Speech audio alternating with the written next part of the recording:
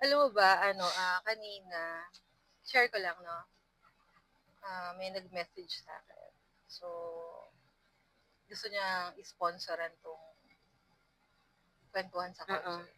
At sobrang sobrang nakakataba ng puso. Siyempre nag-start pa lang ako. Ayun, at masuwerte ka kasi Ako'y nakatikim ng ikaw ubos yung na. nakatikim nung kape. Ito yun, thank you, Eira Aira Cafe. Cafe sa libreng pakape mo. Sakto kasi si Beb kasi ay mahilig sa coffee. And may truffle chocolate din May sila. truffle chocolate.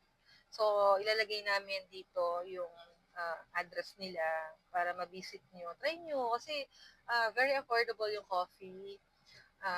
Ang sarap ng amoy talaga, no? Pagpasok mo pa lang dun sa place nila. Tsaka yung ambience. Yung ambience, di ba? Very, relaxing.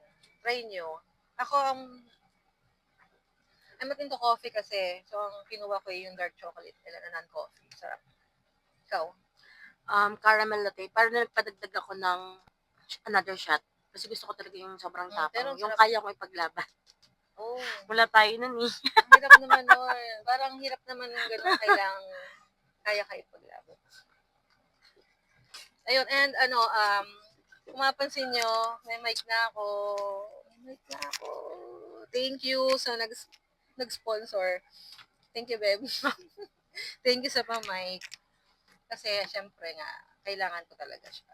Hindi ko naman siya ina-expect na ibibigay niya sa akin. Small thing. Small thing, thank you. You're welcome. And ano pa ba? Ano bang natin? Don't forget to like and subscribe. Oo, please. Marami pa tayong i-upload. Marami Feeling pa ko naman tayong wala silang natutunan sa kwento ko. hindi natin sure. Bakit mo ako inano dito? Hindi kasi randomly din naman, wala naman tayong pinipiling ano. Actually, marami nagme-message sa akin. At yun nga, sobrang saya ng puso ko na nagme-message sila sa akin na sana ma-experience nilang makaupo dito, makapagkwentuhan, ganyan. And kanina rin may nakasalubong ako, sabi nila na sinabi sa akin na kailan daw yung next episode, sino daw yung next guest ko, inaabangan nila.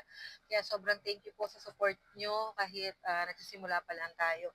Kasi talaga ang goal ko dito is yung to share different stories from different people na alam mo yun, maka-inspire din sa iba.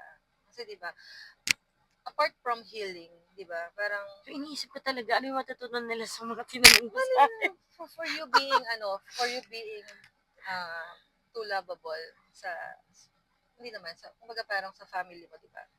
You're very family Well, oriented. syempre pag sa family naman, hindi mo kailangan pagdalawa yung isipan yung mga ganong bagay. It's given naman na talaga, 'di ba?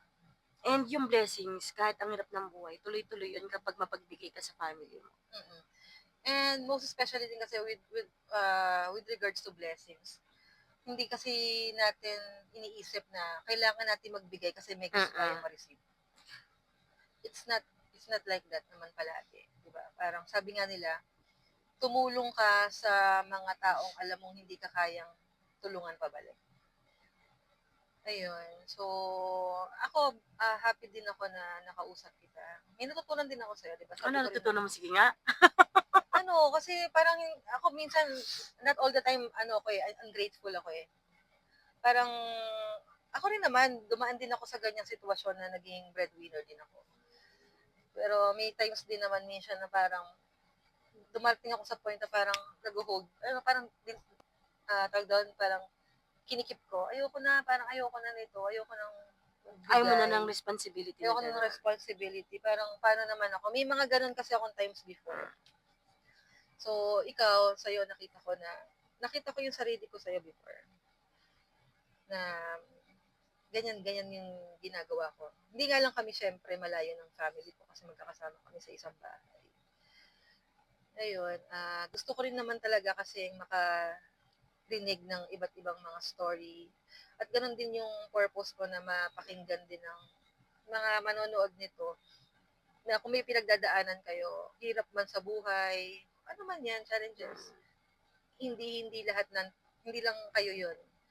Marami mga ibang pang tao na nakakaranas din Maaari kasi na yung problema mo malaki sa'yo, sa'kin maliit, eh, 'di ba? Mm. Meron din na malaki sa'kin, para sa'yo maliit yun. So, hindi pare-parehas. It's how we handle lang yung problema, yung darating sa buhay natin na laban lang. Kasi and yun lang, kapit lang sa prayer, sa dasal, 'di ba? Yes. Ikaw, anong kinapitan mo ng mga times na feeling mo dumating ka ba sa gano'ng point na parang Oo naman, na kahit ngayon, eh, ngayon at this talaga? very moment. Mm, Pero feeling ko before, hindi ako ma-seek kay God. okey. Kasi sa dami ng pinagdaanan ko, kaya ko naman yun. Like, Mm, feeling ko kayang-kaya ko lahat kasi mm, bata pa nga lang ako, mm, wala na ako kila mama. So, hindi ako ano, yung sinasabi nilang hihingi ka ng tulong kasi di mo na kaya. okey. And hindi rin ako pala kwento masyado. Though alam nila may problema ako, pero hindi ko sasabihin kung ano yung problema ko. Mm, Pero yun yung ano, yun yung sinasabi mo nga na i-humble ka ni God. oo, totoo. Kahit gaano kaliit or gaano kalaki yung problema mo, dapat kahit nga wala kang problema, dapat kausap mo siya. Mm, So, yun yung natutunan ko. Yun yung binago ko sa sarili ko ngayon. Kasi ako talaga, hindi ako nagsisik sa kanya. Kasi alam ko, laging nasa isip ko dati, binigay niya sa akin to. So, ibig sabihin, may tiwala siya sa akin na kakayanin ko. Pero, I don't pray. mm, Like, alam ko na binigay mo sa akin, ibig sabihin, kaya ko. okey. Pero ngayon, yun nga, yung, tsaka maganda yung, may environment kang maganda na nakakausap ka about worship, mga ganon. Ang dami mong ma-realize, ma-humble ka. Totoo yun 'no, parang kasi Choose your environment. oo. Kasi si God parang bago niya ibigay yung para sa'yo, i-isolate ka muna niya, eh, Mm. 'di ba? Kasi minsan sa sobrang crowded, occupied ng buhay natin in a daily basis. Busy tayo sa workloads, Mm. ganyan, mga tao sa paligid natin. Hindi natin naririnig yung gustong i-message ni Lord Yes. sa atin. So, ang mangyayari, i-isolate niya tayo. Kaya minsan parang, di ba, pag meron tayong pinagdadaanan na ang bigat-bigat, parang minsan napapadasal tayo. Na parang, Lord, napapakinggan mo ba ako? Naririnig mo ba ako? Mm. Ganun yung parang common Kasi feeling ko questions. ngayon yung problema ko before. Kahit nahihirapan na ako, I don't seek God's help or Mm, ano. Kasi nga feeling ko kaya ko eh. Which is wrong. Kahit pala anong wala kang problema or meron, dapat mm, sa kanya ka pa din. mm. Kasi talagang lahat ng bagay, tao man yan, trabaho, na makakahadlang o makakapagpalayo sa kanya, talagang aalisin niya eh. Mm. 'Di ba? Masakit man yung process. Yun yung pruning, di ba? Yan, yung Pag pruning. sinurrender mo sa kanya lahat. Alam mo, before hindi ko alam yung surrender na yan. Mm. Hindi ako, basta paano ba yung surrender na yan? Paano ka susurrender if yung heart mo sobrang heavy? Paano mo ibibigay sa kanya? Di ba sabi nila, di ba, ibigay mo sa kanya, isuko mo Mm. lahat. Until sa pinaka very moment ng buhay mo, na wala ka ng choice kundi sumuko. Kasi minsan may nag-hold back pa tayo. Hindi, kaya ko pa to, kaya pa. Mm. Kaya ko pang kontrolin to, di ba? May mga ganun. Ako nga iniisip ko dati, paano pa nag-surrender ako eh? Ilang bilyong tao ba meron sa mundo? Pagod na Oo. si Lord. Oo. Pero wala, yun talaga yung magiging endgame mo. Yeah. Kasi minsan, may mga dasal tayo or may mga, alam mo yun, kahilingan tayo na gusto nating mabago. And, Lord, gusto kong mabago yung buhay ko, yung sitwasyon ko. Until we realize na ang gagawin pala niya is, una niyang babaguhin yung puso natin. mm. Bago niya baguhin yung sitwasyon. Yun yung, yun yung, ano doon.